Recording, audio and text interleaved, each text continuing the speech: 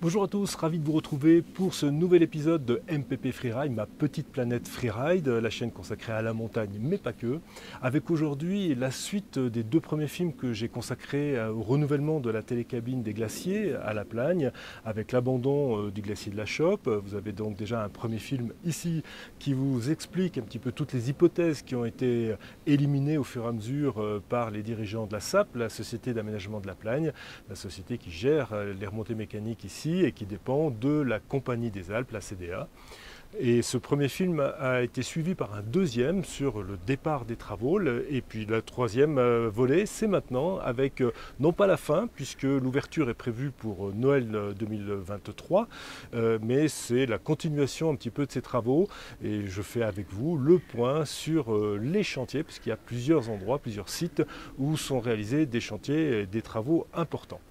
Alors je voudrais aussi profiter de ce film et cette voix qui m'est donnée sur YouTube, sur les réseaux sociaux, pour vous parler aussi un petit peu de ce qui se passe dans les stations d'altitude, le changement profond qui est en train d'être opéré, à la fois d'un point de vue stratégie commercial et puis aussi de la réalisation des travaux importants qui sont entrepris. Alors premier point, la transformation de la réalité de la montagne et de la pratique du ski. Je vous apprends rien, le climat est en train de changer, le réchauffement climatique a fait son œuvre. J'ai vu disparaître des glaciers entiers dans ma station, ici à La Plagne. Le glacier de Bellecote a disparu, celui de la Chope est également en train de disparaître. D'ici quelques années, il n'existera plus certainement.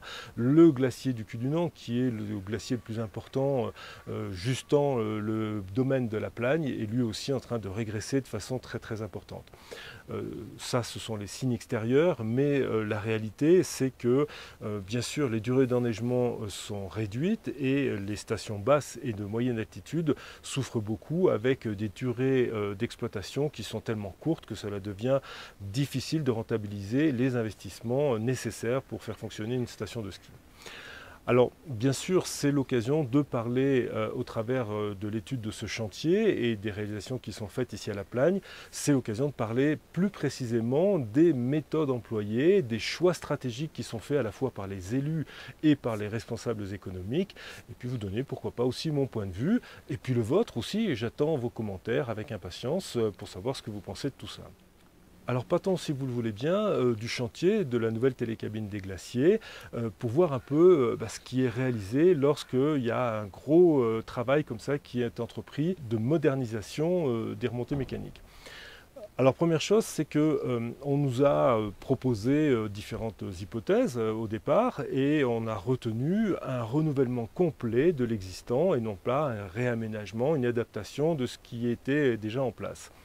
C'est un choix qui peut être sensé d'un point de vue économique et on nous a bien précisé que c'était aussi très intéressant d'un point de vue écologique pour deux raisons. La première, c'est qu'il y avait une partie en haute altitude sur le glacier de la Chope qui était rendue à la nature. Alors effectivement, on est en cours de démontage. Vous le voyez sur ces images, le premier télésiège, le télésiège de la traversée, a été totalement démonté, sauf la gare de départ qui va être démontée assez rapidement, j'imagine. Et voici tel un serpent inanimé, ce qui reste du télésiège de la traversée et bien sûr aussi la gare de départ qui n'a pas encore été démontée mais qui le sera bientôt. Alors les travaux ont pris un peu de retard parce qu'il y a eu beaucoup de neige cette année au mois de mai et même un peu au mois de juin. Donc les travaux ont été un petit peu bloqués par toute cette neige, mais les équipes travaillent d'arrache-pied et je suis absolument certain que les plannings vont être respectés.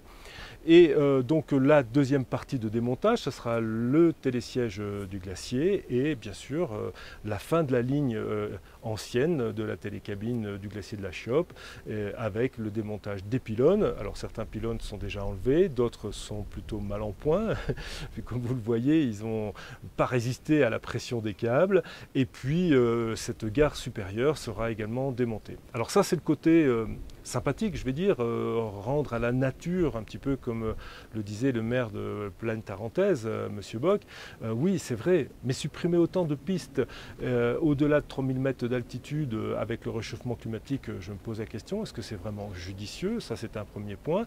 Et le deuxième point, c'est qu'on nous a bien sûr proposé un changement de remontée mécanique sous le couvert d'une avancée écologique En particulier en nous donnant comme exemple le fait qu'il y ait beaucoup moins de pylônes sur la nouvelle ligne que sur la précédente. Alors c'est vrai, il y a moins de pylônes, mais alors les pylônes sont monstrueux, absolument incroyables. J'ai jamais vu des pylônes aussi hauts, aussi proéminents. Ils sont situés sur des faîtes, sur des arêtes, et ils sont vraiment extrêmement visibles, beaucoup plus que l'ancienne ligne. Alors bon, je vous laisse juger, est-ce que c'est vraiment, d'un point de vue écologique et surtout du respect du paysage, est-ce que c'est plus intéressant d'avoir plusieurs petits pylônes qui étaient, je ne dis pas intégrés, mais en tout cas qu'on voyait un peu moins, ou alors ces immenses pylônes, ces phares, ces colosses que l'on voit de très très loin. Personnellement, je trouve que vraiment l'impact visuel est extrêmement fort. Alors ce que je voulais absolument vous montrer, eh bien, c'est les anciens pylônes, les voici, hein. Il y en a un premier ici, un deuxième juste là. Ils sont relativement petits. Vous regardez dans le paysage, ils se fondent à peu près dans le paysage. En tout cas, c'est pas pire que ça. Alors là, il y en a moins.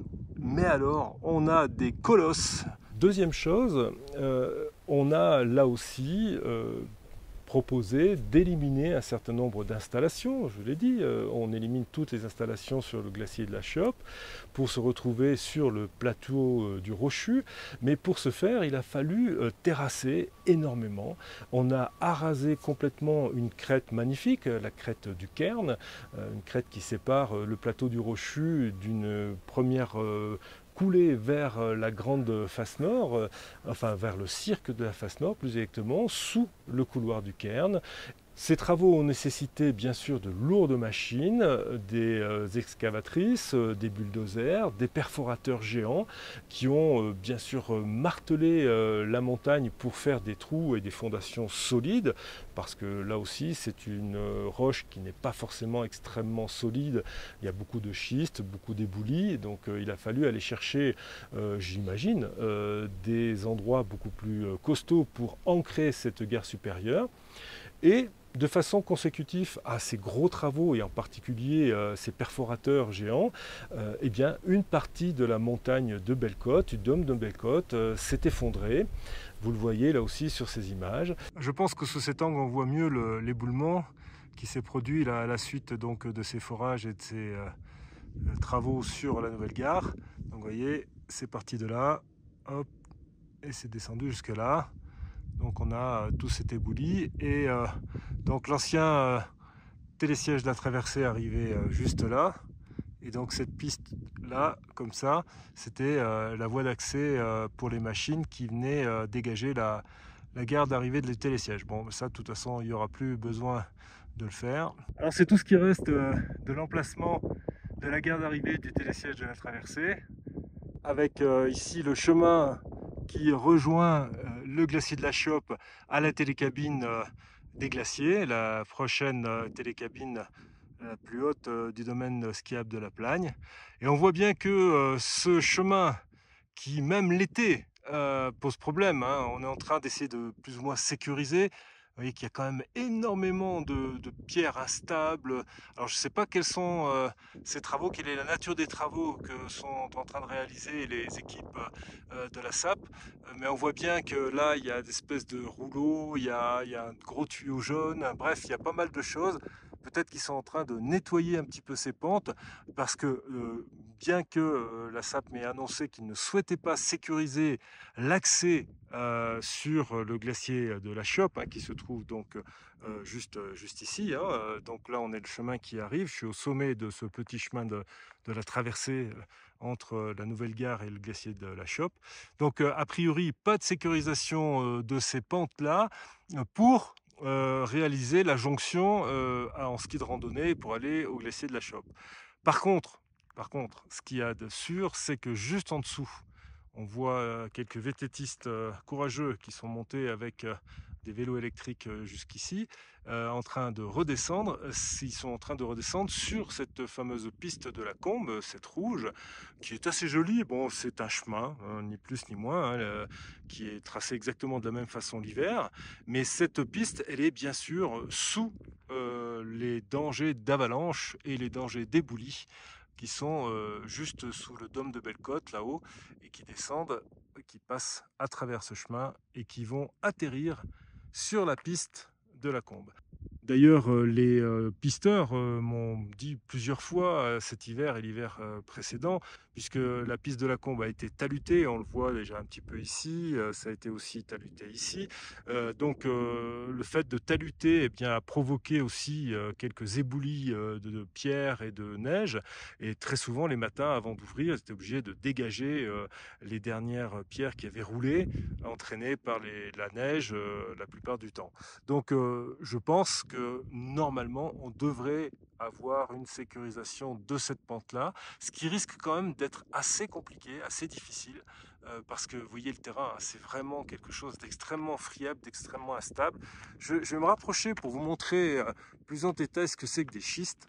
Alors les schistes, ce sont des plaques comme ça, et vous voyez, voilà, voilà ce qui se passe, c'est extrêmement friable.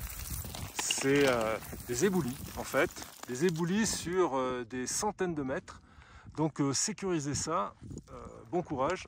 Moi, je ne vois pas trop comment on peut faire. Enfin, il y a sûrement des solutions, hein. Je ne suis pas géologue, mais ça ne va pas être simple. Alors, est-ce qu'il y a une causalité directe entre ces vibrations et ces travaux importants qui ont été réalisés sur ce plateau du Rochu et cet effondrement? Je n'en sais rien, moi je ne fais que constater avec vous, je vous montre ce qui s'est passé. Je sais que le permafrost fond, c'est certainement là aussi un point à retenir et qui explique pour partie, ou peut-être partie seulement ou totalité, je n'en sais rien. Mais en tout cas, la montagne s'est effondrée de façon consécutive aux travaux. Alors ça c'est une réalité, nous l'avons tous constaté, c'est un premier point sur la gare d'arrivée de la nouvelle télécabine. Descendons un petit peu, arrivons maintenant au col de la Chioppe. Alors col de la Chioppe, on nous a vendu un projet avec une gare semi-enterrée. C'est vrai que pour ce que je peux en voir pour l'instant, on a l'impression que à terme, cette gare sera moins visible que l'ancienne et certainement beaucoup plus jolie parce que l'ancienne était vraiment très moche. Par contre, il a fallu là aussi faire moult travaux de terrassement. C'est vraiment impressionnant. Je me demande même à quel point le réseau hydrologique dessous n'a pas été perturbé. Et puis vous voyez bien sûr l'ampleur des travaux. C'est vraiment très très important. C'est dans un endroit sensible, on est aux portes du parc national de la Vanoise, avec des espèces sensibles, que ce soit de la faune et de la flore. Je sais que les équipes font très attention, elles ont même réservé des carrés avec des transports de plantes, enfin bref, il y a eu beaucoup d'aménagements. Mais bon sang, ça fait maintenant 3 étés que l'impact est très fort, c'est pas encore terminé, loin de là, et je pense que on aurait peut-être pu minorer encore un peu ces travaux et diminuer cet impact. Dans le même temps, on a le transport du télésiège de la traversée qui a été démonté, je vous l'ai dit, vers le télésiège du chalet de Bellecote, qui était un très vieux télésiège, le plus vieux du domaine. C'était le dernier petit 2 places avec des lattes en bois. Et donc ce petit 2 places avait besoin d'être changé. De toute façon, il est arrivé au terme de ses capacités d'exploitation, puisque vous savez que les transports aéroportés comme ça sont normalement limités à 30 ans de durée de validité. Alors il y a eu des prolongations, des dérogations comme souvent, mais bref, là il fallait vraiment le changer et on a profité, alors ce qui est très bien, de démonter le télésiège de la traversée pour le réutiliser sur le chalet de Bellecote. Alors ça, sur ce point, c'est vraiment formidable. Par contre, là aussi, on a créé 2 nouvelles installations et surtout des nouvelles gares de départ et d'arrivée. Je vous montre celle d'arrivée. Vous voyez que là aussi, on n'a pas fait dans la demi-mesure. C'est carrément un petit immeuble qui a été créé. Avant, on avait un tout petit chalet en bois et là, maintenant, on a vraiment une grosse maison en béton.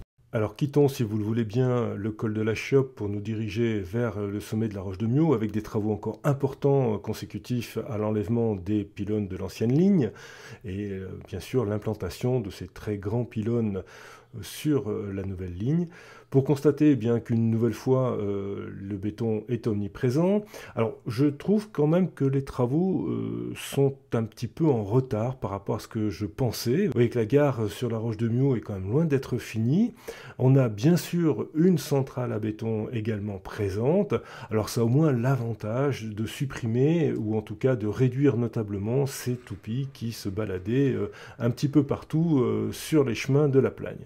Alors justement, je voulais rebondir sur, si je puis dire, parce que c'est un peu dur, mais je voulais rebondir sur cette histoire de béton. Je ne comprends pas non plus pourquoi on continue d'utiliser ce matériau qui, d'un point de vue écologique, est quand même assez moyen. Je crois qu'il y a d'autres matériaux maintenant, ne serait-ce que par exemple le bois, les constructions en bois, qui sont, d'un point de vue bilan carbone, beaucoup plus intéressants. Eh bien non, toutes les constructions sur cette nouvelle ligne, et elles sont nombreuses, sont en béton banché. Alors, on nous a bien sûr dit qu'on allait utiliser au maximum les matériaux sur place. Il y a même plusieurs centrales béton sur place qui ont été créées. Et pour ce faire, eh bien, il n'y a pas à tortiller. On ne peut pas inventer les matériaux, il faut les trouver, il faut les fabriquer. Et on a détruit un très bel éboulis, l'éboulis du Roc du Diable. Et on a donc utilisé ces matériaux à la fois pour les concasser. Il y a eu une concasseuse qui est arrivée sur site pendant de longs mois, qui faisait un bruit et une poussière invraisemblable. Et surtout, on a complètement saccagé cet éboulis. Alors vous me direz, c'est pas grave, hein, c'est un éboulis, c'est quelques rochers qui sont par là. On avait un bel éboulis avec des plantes, avec des lichens, avec bien sûr des petits animaux, alors les marmottes, mais bien d'autres aussi. Et tout ça a été complètement transformé, détruit et transformé en gravats, en matériaux pour à la fois entretenir les chemins pour que les camions puissent monter et aussi créer du béton. J'entends encore les élus nous dire que c'était vraiment une avancée très importante, très intéressante que de faire le béton sur place. Je ne suis pas certain que ce soit forcément la meilleure solution là non plus. Pour moi, il aurait été plus intéressant d'utiliser des matériaux comme le béton de chanvre, comme le bois, comme un certain nombre de matériaux qu'on utilise maintenant dans les constructions écologiques. Et là, en l'occurrence, ce n'est absolument pas le cas. D'ailleurs, si on va un petit peu plus loin, si on regarde autour de nous dans les stations d'altitude, on s'aperçoit que la très très grande majorité des chantiers pour les habitations sont faits en béton de façon très classique. Alors, elle s'est habillée ensuite avec un parement, soit de fausses pierres, soit de bois, mais c'est un simple plaquage qui cache la structure, et la structure, elle est toujours en béton. Tout ça pour dire quoi? Simplement que je vois que très peu d'évolution dans la réalisation, soit des nouvelles remontées mécaniques, soit des logements en station. La seule vraie tendance que j'ai vue apparaître ces derniers temps, c'est la démolition de résidences qui paraissaient pourtant encore tout à fait viables. Là, nous sommes à Méribel, où le promoteur est en train de casser donc ce chalet pour en construire un plus récent avec des appartements plus grands. J'ai pas pris le panneau qu'il y avait en bas, mais il y avait annoncé dernières opportunités d'appartements en vente à partir de 3,1 millions d'euros hors taxe. Oui, vous avez bien entendu. Alors avant de sombrer dans la plus profonde déprime, je suis quand même allé voir sur le site de la CDA parce qu'il y avait quand même des choses assez intéressantes que je voulais vous montrer. La CDA, la Compagnie des Alpes, donc, qui a la main mise sur une dizaine de très grands domaines en France et à l'étranger, c'est le premier opérateur mondial au niveau du ski, a décidé d'avoir une politique beaucoup plus vive et beaucoup plus marquante au niveau de l'écologie et d'un certain nombre d'actions. On va essayer de les détailler ensemble rapidement. Alors, cette thématique des engagements est détaillée en 10 points. Le premier, le plus important, c'est atteindre un net zéro carbone en 2030. Alors, c'est très ambitieux. Alors, comment faire pour atteindre cet objectif? Donc, pour ce faire, la CDA nous propose de réduire de 80% les gaz à effet de serre et déployer des puits de carbone locaux pour les 20% restants. Oui, ça, c'est formidable. Sur le papier, moi, je suis d'accord. Par contre, on ne sait pas comment. Là, c'est pas vraiment ce que l'on constate, en tout cas sur le terrain jusqu'à présent. Bon, on a une échéance jusqu'à 2030, on va voir ce qui se passe. Et le deuxième volet, avec lequel, pour le coup, je suis totalement d'accord, si bien sûr c'est respecté, ce sont des renoncements. Et ça, c'est très important. Il va falloir aussi que nous puissions renoncer à un certain nombre de choses, et la CDA annonce, et clairement, des renoncements. Cesser d'exploiter des zones dont l'évolution climatique ne rend plus skiable, à plus ou moins brève échéance. Donc voilà, ça fait partie des choses qui me paraissent extrêmement importantes. Il va falloir vérifier si c'est bien mis en application, comment, pourquoi, et avec un dialogue que j'espère le plus constructif possible, voir s'il y a bien une continuité entre les paroles qui sont annoncées, les écrits qui sont marqués là, et les actes que l'on va constater dans les années à venir. C'est pour moi un tournant très important, vous vous rendez compte, une multinationale comme ça qui renonce à un certain nombre de développements possibles. Je crois que ça va vraiment dans le bon sens. Alors dans la présentation des mesures qui ont déjà été prises, il y a des choses qui me paraissent quand même un petit peu bizarres. Là on nous annonce que Serre Chevalier, le premier domaine, à produire une partie significative, alors on ne sait pas de combien, de leurs besoins d'électricité avec des énergies renouvelables. Les puissances demandées par les remontées mécaniques sont très importantes, elles sont instantanées, elles sont fortes, je ne vois pas trop comment on peut produire ça avec du solaire et de l'éolien, mais bon, là peut-être qu'on va m'expliquer des choses. D'autres points comme le changement des véhicules pour des véhicules électriques, ça a au moins l'intérêt de ne plus nous envoyer des particules et des bons gaz d'échappement lorsqu'on est en balade en montagne et que les équipes doivent travailler. Ça, c'est quand même une bonne chose, même si on peut se demander comment tout ça va être rechargé. Et puis une chose beaucoup plus intéressante, c'est le travel ski. Alors le travel ski, c'est une liaison en train qui relie les principaux centres émetteurs de touristes à destination des stations de ski. Entre autres, il y a bien sûr l'Angleterre qui vient très souvent à Bourg-Saint-Maurice, à La Plagne, aux Arcs, à Tignes, à Val d'Isère, ou avant à Moutier pour les Trois-Vallées. Et les Eurostars avaient été supprimés. Et on a eu une bataille féroce, à la fois de la part des élus, qu'il faut aussi encourager sur ce type de démarche, et de la CDA et des autres compagnies, qui ont permis de nouveau la mise en place de ce train. Vous savez que le train est quand même beaucoup plus éco-responsable. Vous voyez les chiffres que je vous mets à l'écran, c'est vraiment d'une proportion très importante. Et le transport est vraiment le poste numéro 1 à réduire si on veut aller plus loin dans cette démarche responsable au niveau écologique. Je milite personnellement pour un moratoire total, complet, de l'ensemble des créations, que ce soit des remontées mécaniques ou des logements. Je pense que nous avons en France, et particulièrement en Tarentaise, en Haute-Tarentaise, énormément d'installations. On a vraiment de quoi faire. On a des centaines de milliers de lits. On a les plus grands domaines skiables au monde. Ça me paraît amplement suffisant et je serais pour que l'on puisse aménager, utiliser ce qui existe sans pour autant créer quoi que ce soit de supplémentaire. J'ai d'ailleurs été surpris un petit peu de ces propositions de la CDA qui vont, à mon avis, dans le bon sens. J'espère vraiment que l'on va constater ça dans les années à venir. J'aurai l'occasion certainement d'y revenir dans de prochains films. C'est un sujet qui me passionne et je crois qu'il est assez évocateur de ce qui peut se passer dans notre société d'un point de vue plus général. Si sur cette chaîne MPP Freeride, qui normalement est consacrée aux belles images de poudreuses de neige qui volent à la montagne sous tous ses états, je vous parle de ces problèmes économiques, écologiques que je rencontre, que je constate un petit peu dans les stations, c'est parce que je me sens extrêmement concerné, extrêmement même impliqué par rapport au changement climatique, par rapport au changement qu'il devrait y avoir au niveau de la prise de décision des élus et des responsables économiques, et je ne vois pas d'évolution. Dans mon métier qui est d'accompagner les gens en haute montagne l'hiver pour leur faire découvrir en ski un petit peu les plaisirs de la glisse dans des endroits un peu plus sauvages que les stations classiques, j'ai de plus en plus de mal à accepter que mes clients viennent des quatre coins de la planète. J'ai des clients souvent qui viennent bien des États-Unis, qui viennent d'Afrique du Sud, du Brésil, d'Australie, du Canada, d'Israël, de Russie.